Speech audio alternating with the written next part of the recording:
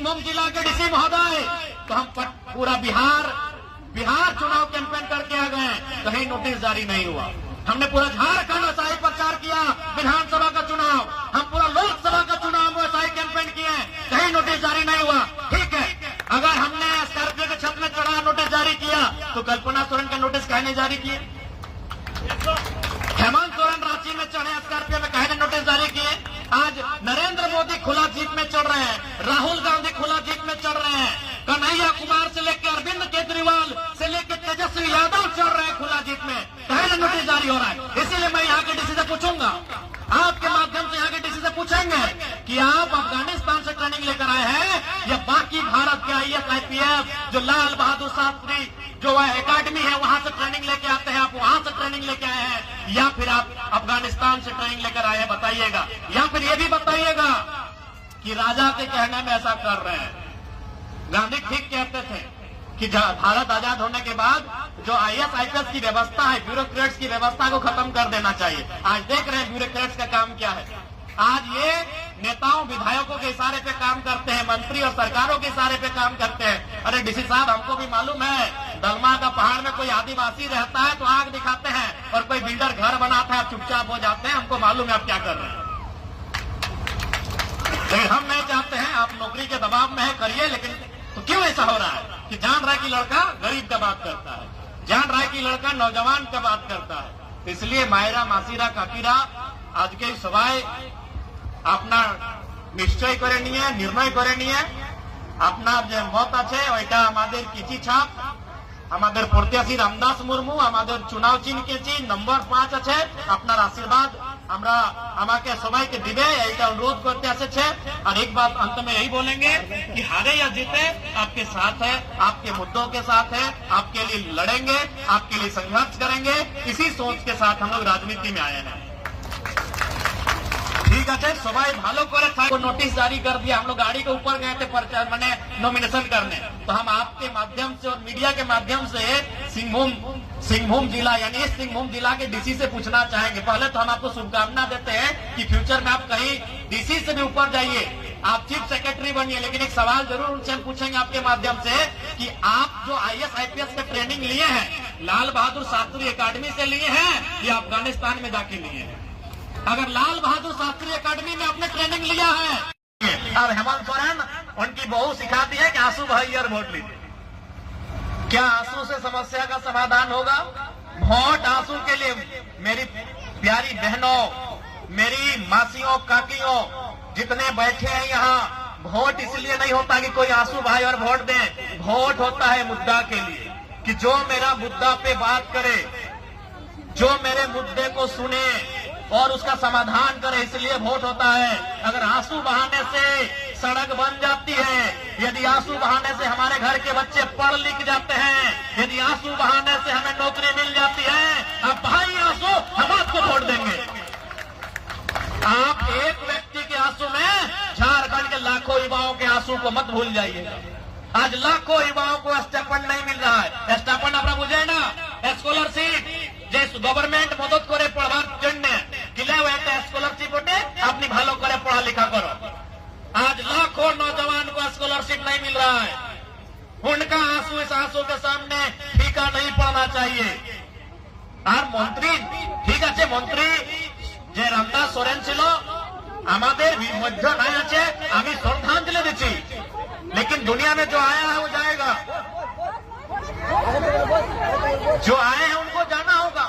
वो अपना जिंदगी ठीक है, समय अभी और भी था उनका, लेकिन फिर भी एक 60 साल का जिंदगी जिए हैं।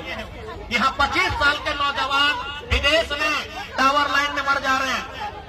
हमारे डुमरी विधानसभा में एक नौजवान, उसको सऊदी अरब में गोली लगा है, 25 साल का लड़का है, सऊदी में गोली लगा है। अगर आंसू बहाना है तो 25 साल का नौजवान जो मर गया है उसके लिए बहाया है।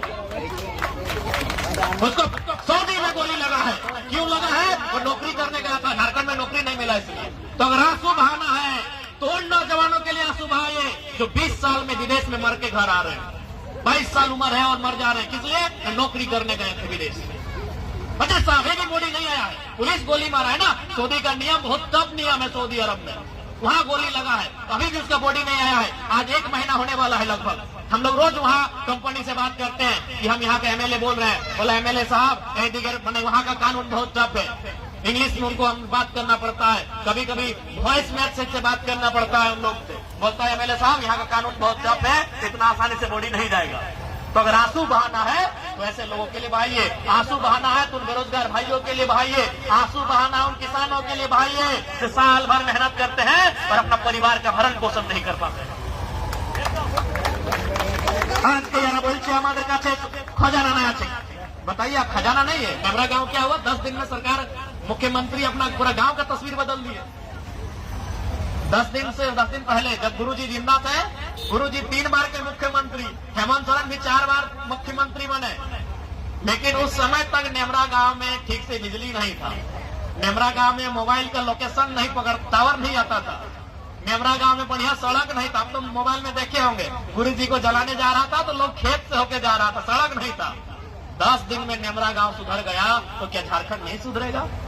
यानी मुख्यमंत्री क्या चाहते हैं, अपना गांव का विकास का लिए चाहते हैं, बाकी लोग कहे तो बाकी लोग का वोट कहे लेते हैं।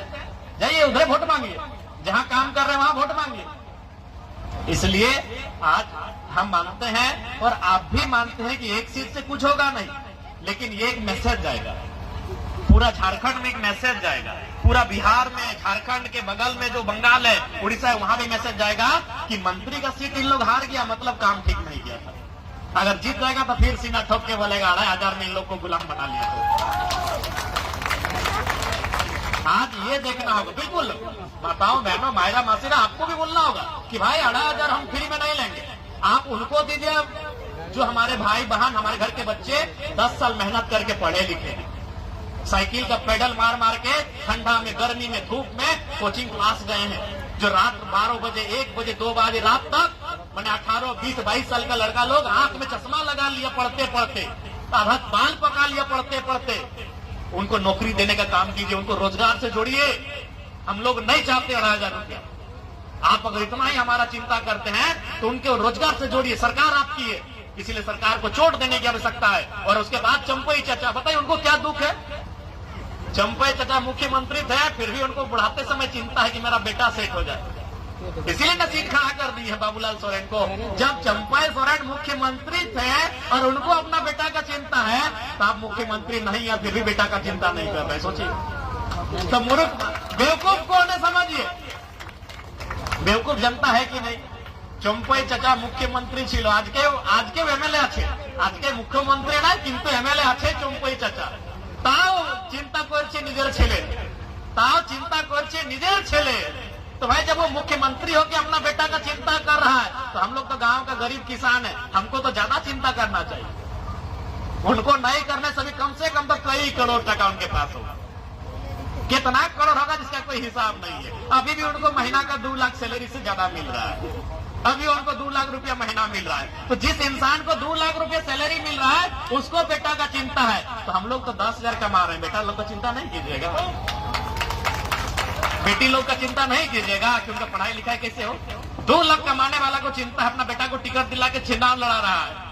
तो हम लोग को भी तो चिंता करना चाहिए, और इसी चिंता के लिए वोट होता है कि हमको वोट उसको करना है जो मेरे बारे सोचे। आज देखिए हम एक नया एमएलए हैं, लेकिन आज हमको भी 2 लाख रुपए से ज्यादा मिलता है, लेकिन उसमें 1.5 लाख रुपए हमारा सैलरी अपना भाई बहन लोग को बांट देते जो पढ़ने लिखने वाला है। किसी को एडमिशन के नाम में, किसी को रजिस्ट्रेशन के नाम में, किसी को ट्यूशन फी के नाम में, कोई पाया। आप तो देखे होंगे राज्यपाल साहब आए थे हमारे, और 110 बच्चा लोग को हम लैपटॉप वगैरह देके बांटते कि हम लोग पढ़ाई लिखाई करिए। आप लोग रोज प्रत्येक सप्ताह 15 दिन में आप लोग पेपर में पढ़ते होंगे कि कोई बहन उत्तर प्रदेश खेलने जा रही थी, पैसा नहीं था, हम उसको किट खरीद के दे दिए। कोई बहन एडमिशन करना था, उसको डिप्लोमा में पैसा नहीं था, मेरे पास आई, उसको हम चेक साइन करके तुरंत दे दिए। तो हमको भी 2 लाख रुपया मिलता है, लेकिन उसमें 1.5 लाख रुपया हम अपना भाई बहन लोग को देते पढ़ने लिखने के लिए। 50,000 तो हम लोग रखते हैं, तो फिर चलेंगे कैसे? मेरा भी घर द्वार है। तो से जन्य मायरा मासीरा दीदीरा काकीरा এই ভোটের মানে আমাদের সমস্যার निदान।